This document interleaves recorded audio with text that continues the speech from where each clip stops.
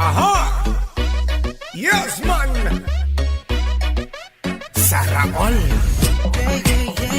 Sana all kami din ng tanan. Gikan sa Davao, siya ang number one. Sana all abanti tatanan. Ang kaayuan ni padayon niya tanan. Sana all, sana all. People, anian na karon. People, karon na ang panahon. People, hindi sarapa kay mulupad na ang agila. Sige, ipadayon na to ang suporta. Dagan ang nag-apan ni Mayor Inday Sara. Kinasing-kasing nga mong isyagit. Duterte Rami Inday Sara ang isinggit. Sana all kami din ng tanan. Gikan sa Davao, siya ang number one. Sana all abanti tatanan. Ang kaayuan ni padayon niya tanan. Sana all, sana all kami din ng tanan. Gikan sa Davao, siya ang number one. Sana all abanti tatanan. Ang kaayuan ni padayon niya tanan. Sana all. Don G, halika na't sumama. Tayo'y mag-aisa. Dito na tayo. Sana all kaming lahat. Sana all ito'y tapat. Luzon, Visayas, halika na. Kasi ang Mindanao ay nandito na.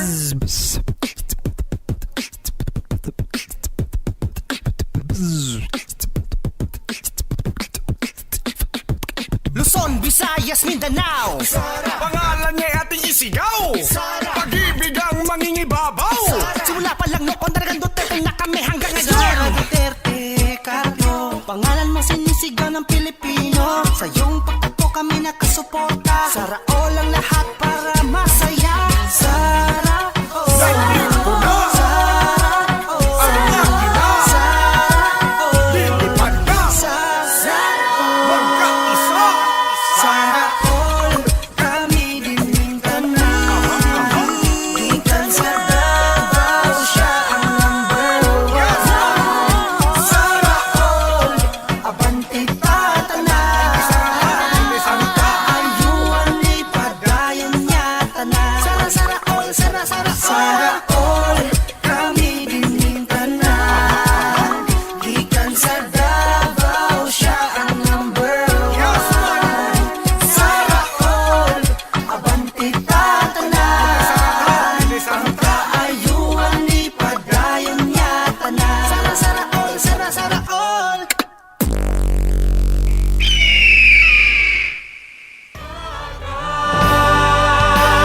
Dagan sa dagan, tahakin ang landas patungo sa kaunlaran. Dagan sa dagan, daing ng bayan sana'y pakinggan. Dagan sa dagan, para sa bayan. Taong bayan ay handang lumaban. Nakaukit sa puso ang iyong pangalan. Upang bansa natin tuluyan ng makaahon. Sa pamuno mo, iyon ang panahon.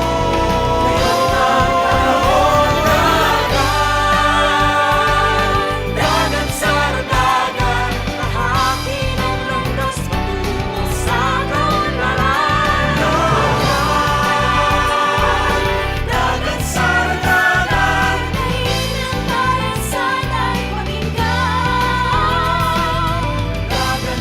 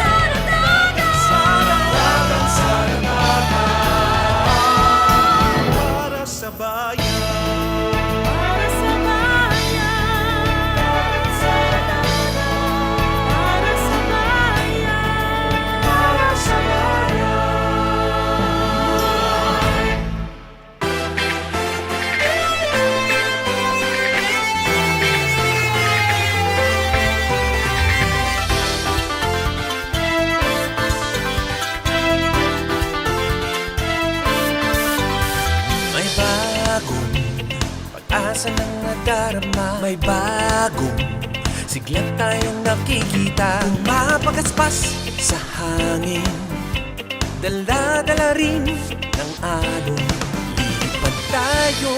Lilipad tayo. Ipagpapatuloy ang pagbabago, itataguyod ang bawat Pilipino. Sa kanyang talino, aahon tayo.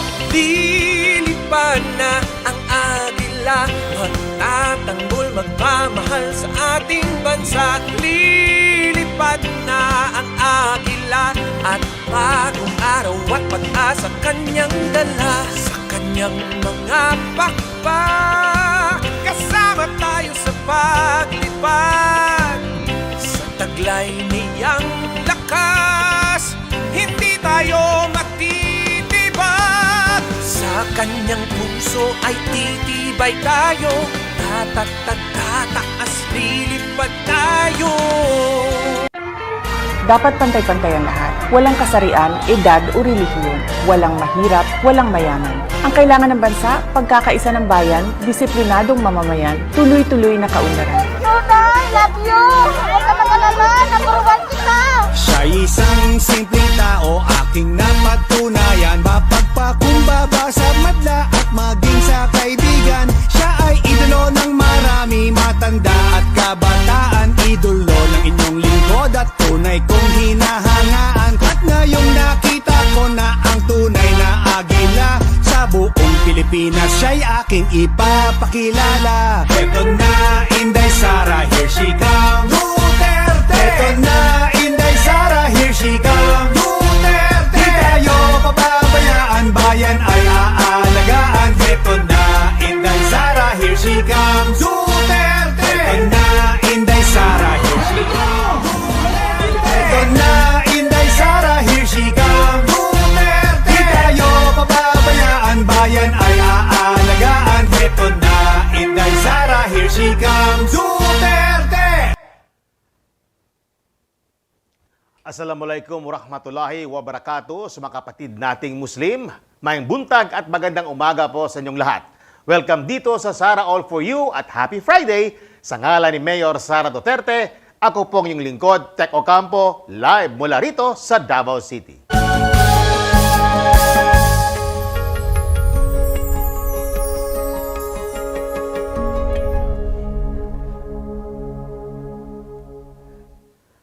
Bumisita po ang unit team kahapon sa Bataan at Zambales sa pangunguna ni Apo Bongbong Marcos at mga senatorial candidates. Sa Bataan, mainit na sinalubong ang unit team sa isang nagawang caravan sa mga major streets ng Balanga City. Natapos ito sa isang rally sa People's Center sa Balanga pa rin. Hindi nakadalo si Mayor Sara Duterte sa biyaheng ito dahil sa iba namang schedule. Samantala, mula sa Bataan ay tumulak na ang unit team sa karatig na probinsya ng Zambales. Dito naman ay mainit ding tinanggap ng mga Zambalenyo ang unit team. Di man nakadalo si Mayor Sara Duterte, pero may dala pa rin itong mensahe para sa mga supporters sa pamamagitan ng isang video message na sinundan naman ng pahayag sa pamamagitan ng isang miyembro ng Artists for Sara, ang TV host na si Miss Diane Medina. Magandang umayong adlaw kaninyong tanan. Magandang araw sa inyong lahat. Maraming salamat po sa inyong suporta at pagmamahal sa unit team Bongbong Marcos at Sara Duterte. Ang amin pong ikinakampanya sa inyo ay ang mensahe ng pagkakaisa at kapayapaan. Ang palagi ko pong inuulit ay ang kasabihang, in unity there is strength. Kung tayo ay malakas at nagkakaisa, marami tayong magagawang mga bagay na ikabubuti ng ating kapwa at ikauunlad ng ating bayan. Muli po, maraming salamat sa inyong mainit na pagtanggap sa unity. Kasama niyo po ngayon ang aking representative mula sa Artists for Sara na magbabasa ng aking mensahe at magpe-perform para sa inyong lahat. Mabuhay ang Pilipinas! Mahalin natin ang Pilipinas! Ramdam na ramdam ni Mayor Inday Sara Duterte na kayo pong lahat ay kaisa niya at kasama po niya sa pag-abot ng kanyang mga pangarap plano. Oras po na siya ay mahalal sa darating na Mayo. Mga Zambaleños, 3 bagay po ang nais ni Mayor Inday Sara Duterte. Una, maibalik po ang trabaho na nawala ngayong pandemic. Pangalawa, magbigay ng kalidad na edukasyon sa mga kabataan. At pangatlo, mamuhay po tayong lahat ng mapayapa. Okay po ba sa inyo yun? Palakpakan naman natin, Mayor Inday Sara Duterte! Sa kanyang pagharap sa mga mayors, barangay officials, volunteer workers at mga supporters, nagpasalamat si Apo Bongbong Marcos sa napakainit na pagtanggap sa kanila ng mga Zambalenyo. Humingi rin ito ng paumanhin para kay Mayor Sara Duterte. Lahat po sa inyo, ako'y nagpapasalamat sa napakainit na salubong na ibinigay niyo.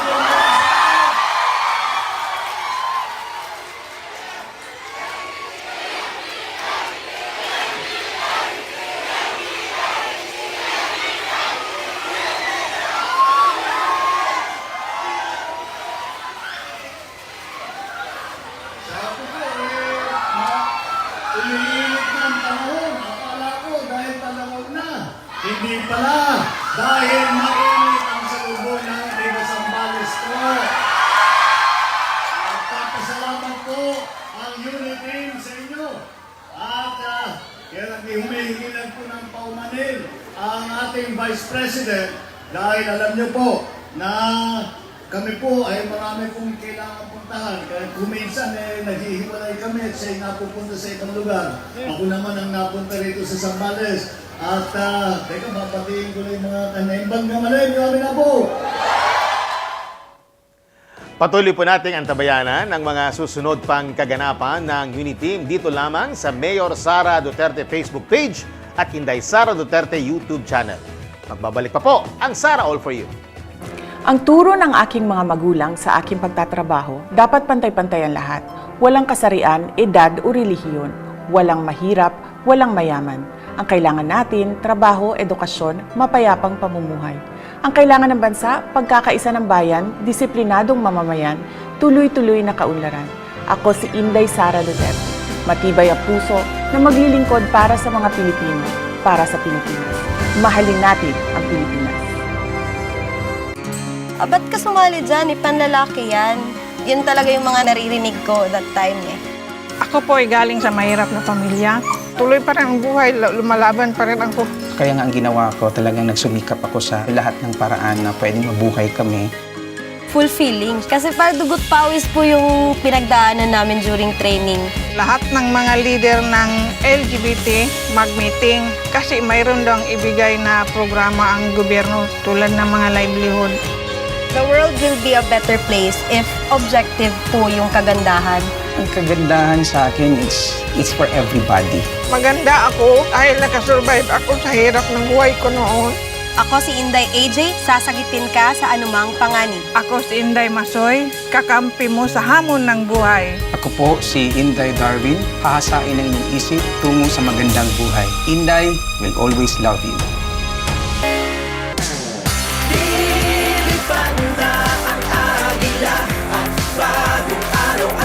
Sa kanyang dala, sa kanyang mga pakpak, kasama tayo sa pag-ibig. Sa kanyang puso ay titibay tayo, at silipan tayo. Inday Sara, sa'yo lang umaasa. Sara, ikaw na nga.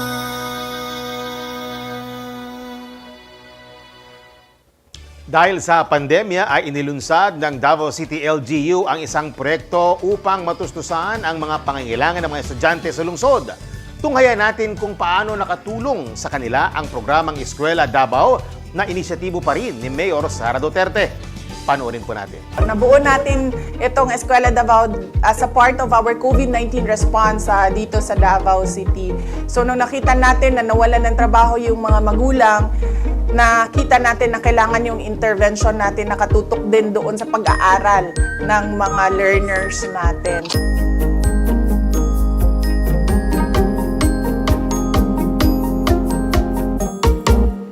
Ako po si Faith Araya Situklaod, grade 9 student from Vicenta C. Nograles National High School.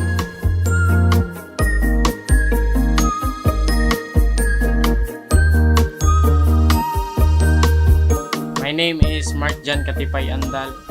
I'm 17 years old. Grade 11 students. Ako ay nag-aral sa Santana National High School.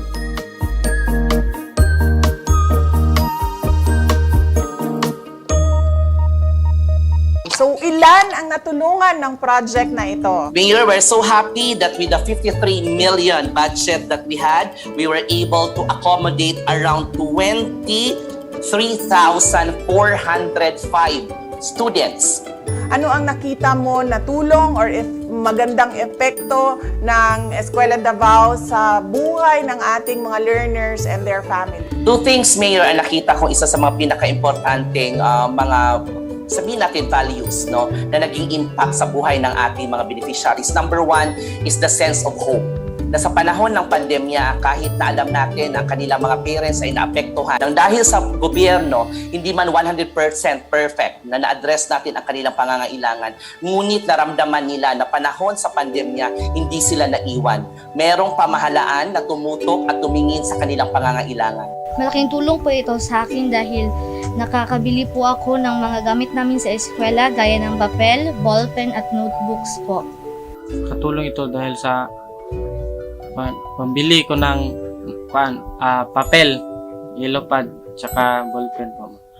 Pangalawa, it would give them motivation and inspiration that amidst COVID-19, kailangan mag-aral ng mabuti. Ito lamang ang paraan na kung saan mabubuhay nila ang kanilang sarili. Noon nga sa message mo nung pumunta ka sa People's Park, anong sabi mo sa mga bata? Panahon ngayon na dapat bigyan nyo ng pansin or honor and always respect your parents dahil sila ang nagbigay sa inyo ng pag-asa na mapaaral kayo. At ito din ang investment na pwede natin mahagi sa ating mga students na hindi mananakaw ni numan. Malaking tulong din po para sa amin, ma'am, kasi nakakatulong talaga sa pambili ng kanilang mga gamit. Gaya ng mga ballpen, papel, notebook. Kasi po 3 po ang estudyante ko. Maraming salamat po kay Mayor Inday Sara Duterte at sa staff po ng Eskwela Davao dahil malaking tulong po yung cash assistance na binigay po sa amin. Maraming salamat po sa tulong na ibigay nyo sa aking pag-aral. Naka-apply po ako sa Eskwela Davao. Mayor Sara po, maraming salamat sa naibigay na tulong na nagampanan at nabili ko ang pangangailangan ng aking anak at una sa lahat yung pagkain. Maraming salamat po, Mayor Sara.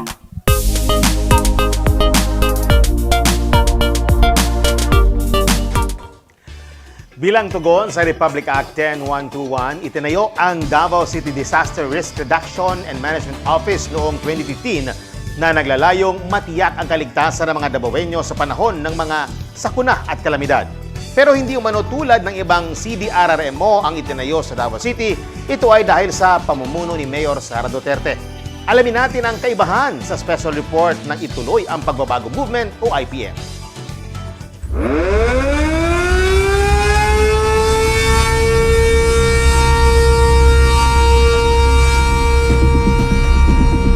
Kapag narinig na ang ganitong tunog, siguradong malaking peligro ang nakaabang.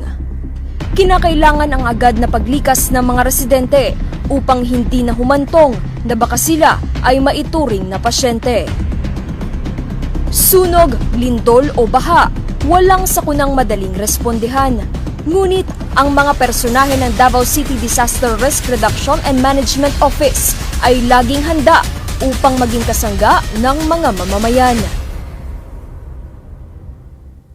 We are performing our duties 24/7 kasi parang sundalo rin tayo, parang pulis na rin tayo, no, na 24 hours on call. So yun ang unique na trabaho ng disasters compared to other offices. Unang misyon ng opisina ang pagpapatupad ng regular na information dissemination, kaya't nagsasagawa sila ng samut-saring paraan gaya ng mga makabuluhang infomercials. Kaya ang andam na Davaoenyo, luwas na Davaoenyo. Nariyan rin ang Disaster Risk Reduction and Management Trainings, Seminars at Simulation Exercises. Hindi lang para sa mga rescue responders, ngunit para din sa mga residente. lalong-lalo na ang mga nakatira malapit sa mga landslide at flood-prone areas. Target nito ang zero casualty, panahon ng sakuna. Every Davaoeños dapat should know the disaster on how to respond during calamities and be prepared all the time. Nakamonitor 24/7 ang CDRRMO sa tulong na rin ng kanilang mga maipagmamalaking ekipo at pasilidad. Upland, Nakakalat ang mga siren with public address sa bawat barangay at maging mga special cameras na inilagay sa bawat river channel at coastal area ng lungsod. Nariyan rin ang mga Barangay Disaster Risk Reduction and Management Council at iba pang Davao Rescue Volunteers na naging kaagapay ng CDRRMO Davao. Totoong hindi lang naman ang Davao City ang mayroong Disaster Risk Reduction and Management Office. Ngunit mayroon raw kakaiba sa CDRRMO ng Davao. We are sending, just like the recently na typhoon, si Odette, is nagpadala tayo ng mga resources sa other areas, no? Katong severely devastated areas. Pinadala natin yung ating mga responders doon, yung ating Central 911, pinadala natin doon, and other medical teams, no, from Davao City. And not only for that, no, the Davao City is also extending financial assistance sa ating mga kapatid na nasalanta para na rin mayroon silang magamit immediately, no, in times of their crisis. Dagdag pa sa ipinagmamalaki ng opisina ang malaking suporta sa kanila ni Davao City Mayor Inday Sara Duterte. Pag tinitext ko si Mayor, nagre-reply yan. Naawa na nga ako minsan sa kanya gusto ko nang sabihin sa kanya, matulog ka na ma'am kasi ako nang bahala dito.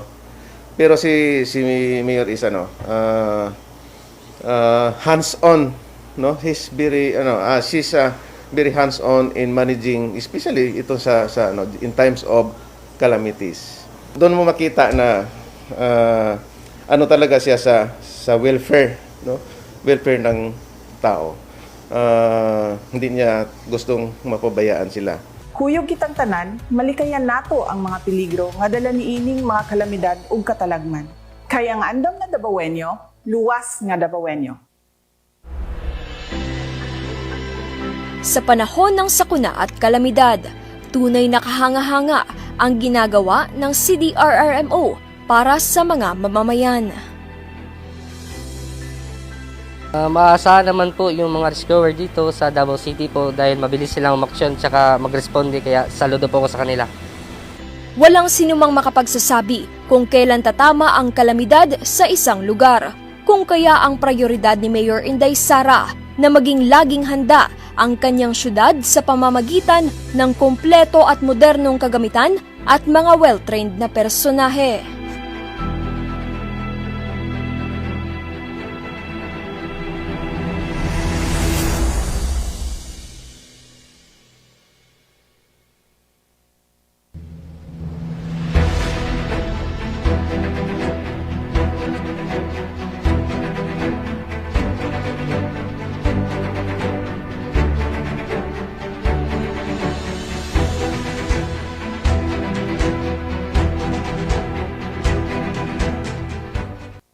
Ang turo ng aking mga magulang sa aking pagtatrabaho, dapat pantay-pantay ang lahat. Walang kasarian, edad o relihiyon. Walang mahirap, walang mayaman. Ang kailangan natin, trabaho, edukasyon, mapayapang pamumuhay. Ang kailangan ng bansa, pagkakaisa ng bayan, disiplinadong mamamayan, tuloy-tuloy na kaunlaran. Ako si Inday Sara Duterte. Matibay ang puso na maglilingkod para sa mga Pilipino, para sa Pilipinas. Mahalin natin ang Pilipinas. Andyan sa puso natin yung hindi humuhusga sa ibang tao. Yun pong tao na handang tumulong, yung mga instrumentong ginagamit ni Lord, yun pong ililift up ako, yung magbigay ng encouragement. marunong makisama kasi yung tao naman na nakakaharap mo araw-araw, kung maganda yung pakikitungo mo, babalik din sa'yo lahat ng kagandahan na ginawa mo para sa kanila. Ako si Inday Nila, person with disability. Aalagaan ka. Ako si Inday Lai. Sasamahan kita. Ako po si Inday Jane, handang maglingkod, isang Inday. Inday will always love you.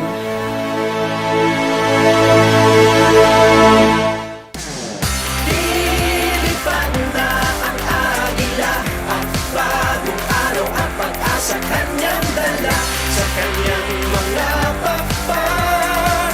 Kasama tayo sa pag-ipad, sa kanyang puso ay titiwan tayo. Tataas-lilipad tayo. Inday Sara, sa'yo lang umaasa.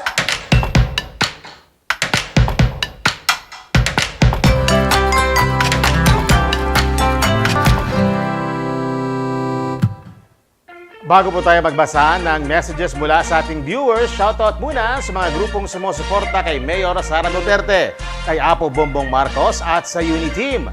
Super Inday, Sara All, Masada, o Marcos Sara Duterte Alliance, Inday Cares at Let's Go Coalition. Let's Go Uniteam Coalition. Happy birthday kay Yvonne Velasco at shoutout din po sa grupo ng mga senior citizens sa Puan, Davao City. Mensahe naman mula kay Abigail Loberriza. Kagwapa ng busy ko, Inday Sara. Daghang salamat, Abigail, sa inyong suporta sa ating soon-to-be Vice President Sara Duterte. Mula naman kay Maria Teresa Peñarilla. Good morning po, Inday Sara. Ingat po kayo. Winner kayo. Maraming salamat, Maria Teresa, sa suporta nyo sa ating mahal na Vice Presidente, Inday Sara Duterte. Muin Libanta Kulyaman, sa Basilan, Mindanao, hindi pa rin magbabago ang suporta namin basta't may Duterte pa. Maraming salamat sa ating mga kababayan dyan sa Basilan sa iyong patuloy na pagsuporta kay Mayor Sara Duterte. Wala naman kay Aiza Apuntar Espiritu. Good morning po, watching from Taiwan. Maraming salamat po sa ating mga kababayan na nanonood sa Taiwan at sumusuporta sa BBM Sara Unity. Mula kay Aida Ilagan, watching from Laguna. Maraming salamat po, Ma'am Aida, at sa lahat ng mga nanonood dyan sa Laguna sa inyong patuloy na pagsuporta kay Mayor Sara Duterte. Mula naman kay Bebot G. Lantayona, Inday Sara, ato ni tinuod na Bebot, ato yun ni. Salamat sa inyong suporta kay Mayor Sara Duterte. Mula naman kay Marivic C. Erzmeria, Uniteam Red and Green, we love it. Greetings from Baguio City. Yan, mahal na mahal po nila. Maraming salamat po dyan sa Baguio City sa inyong suporta at pagmamahal sa BBM Sara Uniteam. Mula naman kay Marilu Astorga, good morning po, watching from Laguna. Keep safe po. Maraming salamat, Marilu, at sa lahat ng mga taga-Laguna na sumusuporta kay Mayor Sara Duterte. Mula naman kay Lizelle Salido Mandaputan, good morning, Madam, watching from Saudi Arabia. Maraming salamat po, Ma'am Lizelle, at sa mga kababayan natin na nanonood sa Saudi Arabia sa inyong suporta kay Mayor Sara Duterte, ang ating future Vice President. Inday Sara, ikaw ang agila.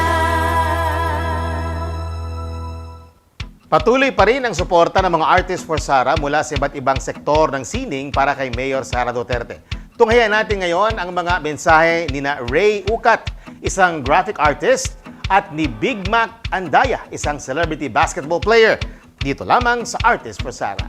Si Inday Sara po kasi na balitaan ko na isang matapang na babae at saka may paninindigan. So yan ang ilan sa mga dahilan kung bakit ko sinusuportahan si Inday Sara. Nung nabalitaan ko po na una tatapos sa pagka-presidente, talagang sigurado na ako na siya yung presidente ko.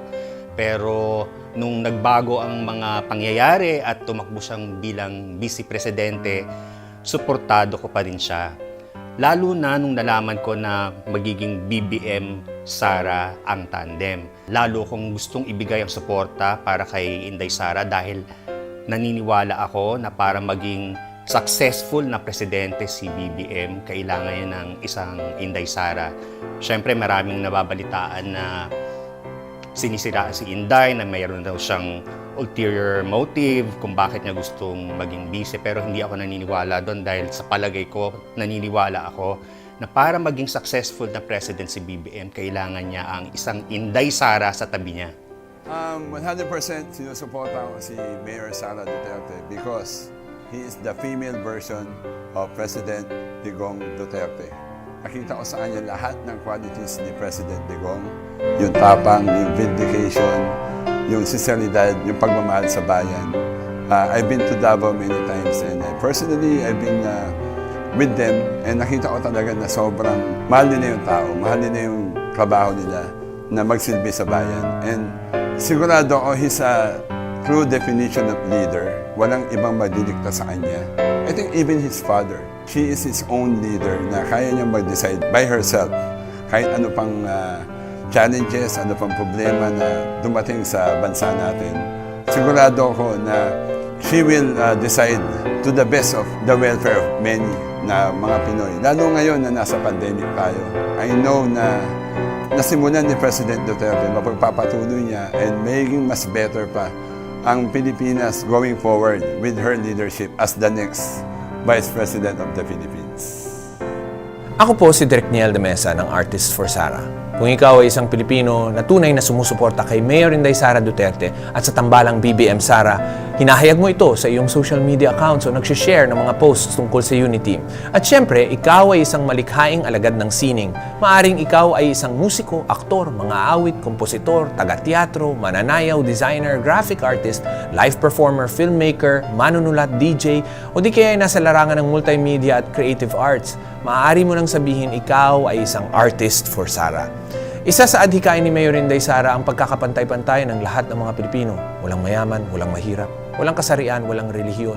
Sa makatuwid, walang sikat at hindi sikat. Ang boses mo at ang iyong suporta ay mahalaga, lalo na sa larangan ng sining. Isang larangan na nais pag-ibayuhin ni Mayor Inday Sara Duterte at suportahan sa paparating niyang termino. Kung nais mong makibahagi sa mga activities o events para sa tambalang BBM Sara, mag-email lang ng inyong contact details sa artistsforsara@gmail.com. Daghang salamat at mahalin natin ang Pilipinas. Syukran.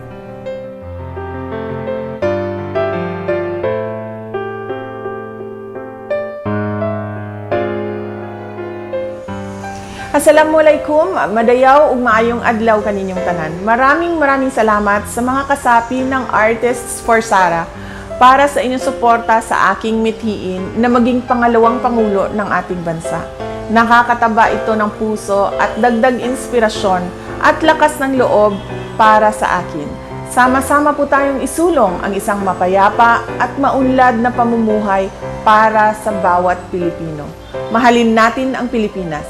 Syukran.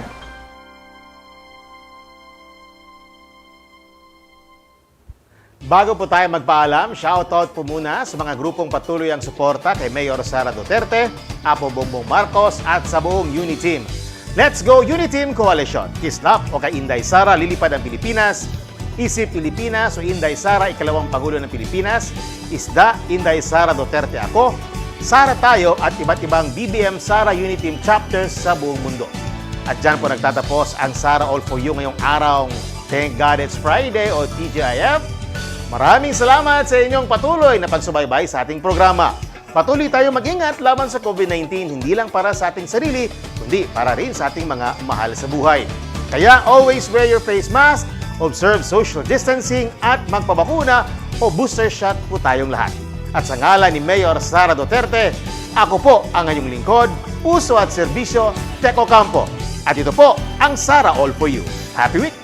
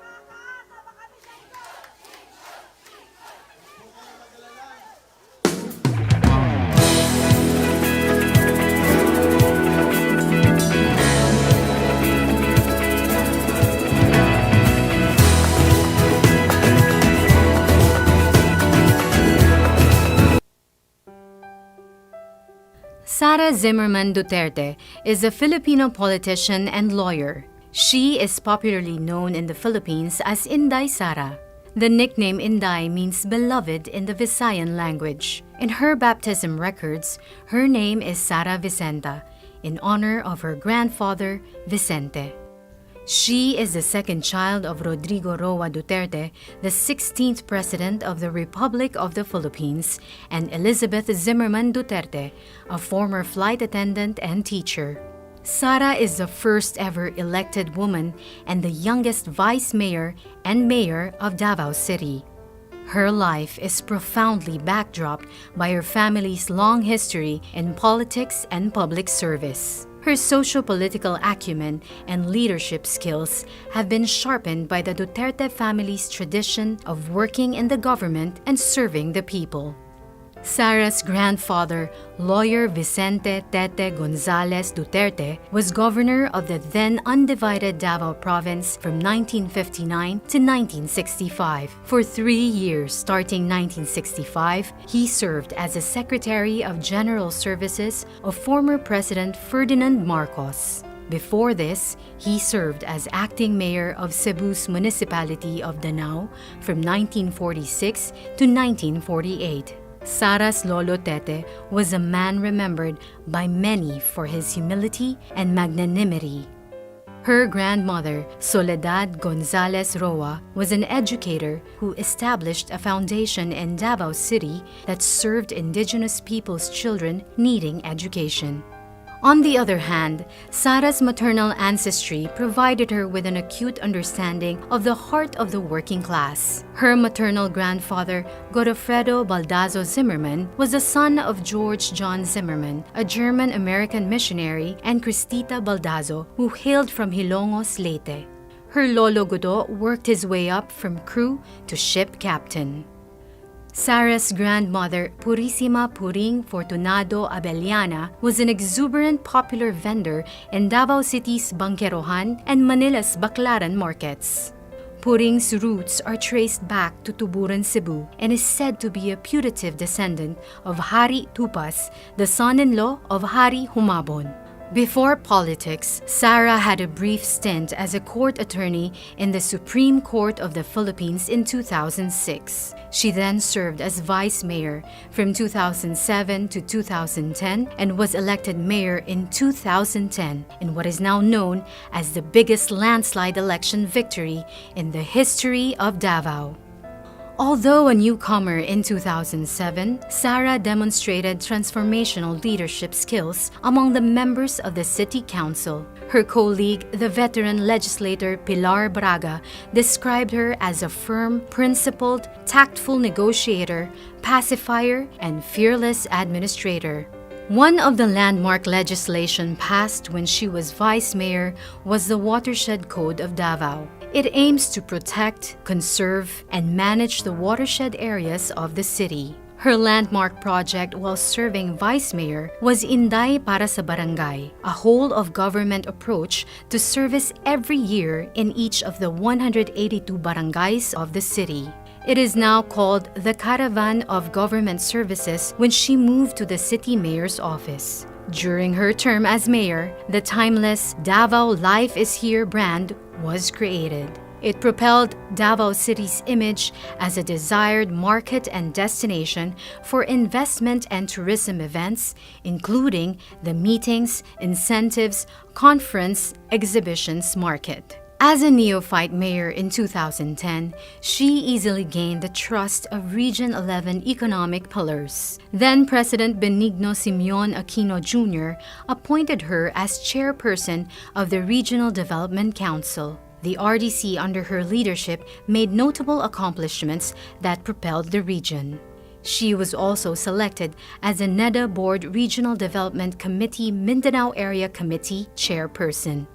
During her first full year as RDC chairperson, Davao Region's gross regional domestic product expanded from 3.9% in 2011 to 7.1% in 2012. Because of this notable accomplishment, Sara was lauded by Joey Salceda, a prominent economist and well-respected member of the House of Representatives, as someone with an enlightened leadership style and sophisticated economic thinking. Under Sara's leadership, Davao City soared to greater heights and emerged as a premier city in Mindanao. For the short period of 2011 to 2013, Davao City received 36 awards, citations, and recognitions for good governance, business, tourism, health, environment, fiscal management, transparency, among others. Sara served as a regional officer of the National Movement of Young Legislators in 2007 to 2010 and served as officer in the National Executive Board of the League of Cities Philippines in 2010 to 2013. At this point, she already figured in the early surveys for senators in the 2013 elections, even if she was underage.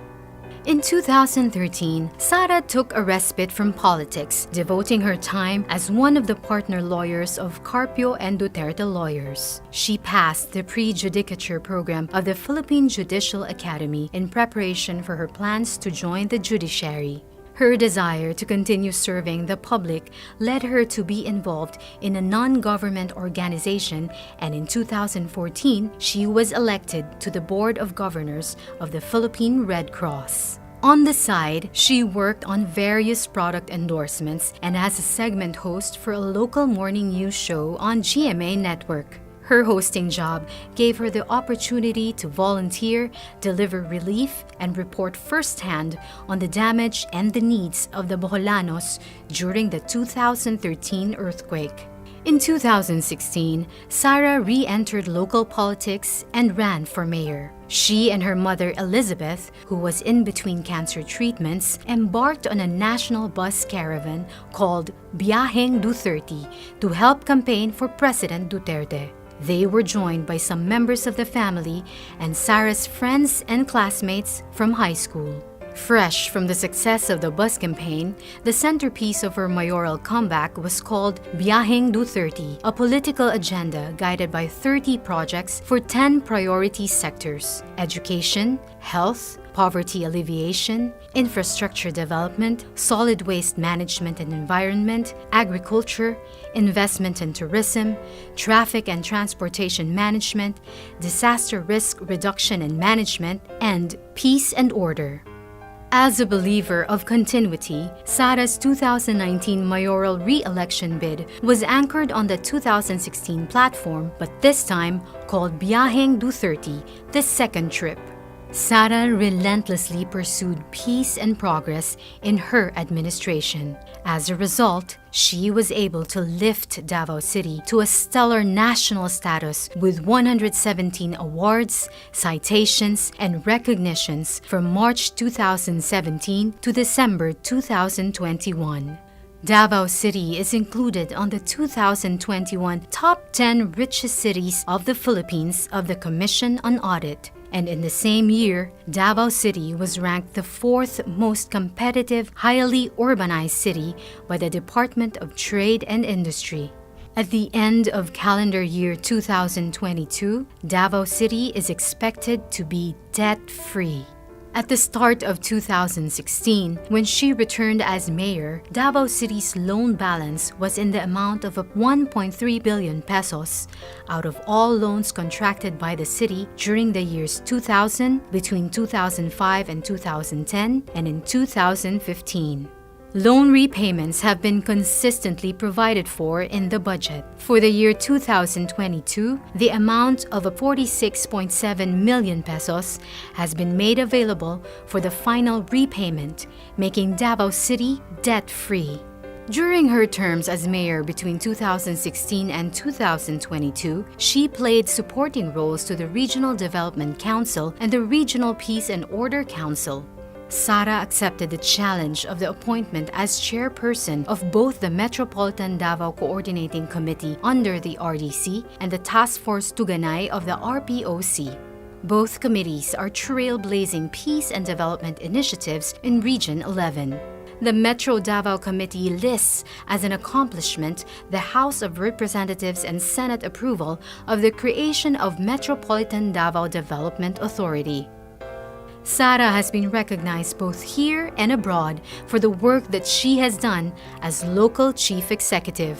In 2012, she was one of the 88 nominees to the prestigious World Mayor Awards and one of the only 2 Filipino mayor nominees. In 2021, she was selected as the Philippines' top-performing mayor with a rating of 93% by an independent and non-commissioned survey of the RP Mission and Development Foundation, Incorporated. It was a feat achieved in the time of the crushing COVID-19 pandemic. Foreign governments have also recognized Sara for her work, generously supporting and inviting her to learn from their countries. She was one of only 2 Philippine mayors invited in 2012 by the government of Israel to attend the 28th International Mayors Conference. In that same year, she also participated in the World Mayors Forum in Singapore. In 2018, Sara participated in an urban planning study tour in the cities of Tokyo and Kitakyushu with the Japan International Cooperation Agency. And in 2020, she attended the 88th Winter Meeting of the United States Conference of Mayors in Washington, D.C. Sara is an alumna of the International Visitors Leadership Program of the U.S. State Department. Her advocacies are reflected in the projects dearest to her, the Peace 911, Magnegosyo Taday, Pagbabago Campaign, and the Kian Gabriel Hotline. Peace 911 is a successful local peace initiative that practically brought stability to the once conflict area of Paquibato District in Davao City. The project contributed to the collapse of the New People's Army Guerrilla Front 55. Magnegosyo Taday is a livelihood support project that encouraged entrepreneurship of women. The success of MTD spawned the Rainbow Magnegosyo Taday that intend to support entrepreneurship in the lesbian, gay, bisexual, and transsexual community. The Pagbabago campaign is a 2-pronged approach to solving interlocking problems related to poverty, children's education, and responsible parenthood. Through the Pagbabago campaign, children and parents in the communities are given bags branded as Pagbabago that contain reading materials on the importance of education and responsible parenting.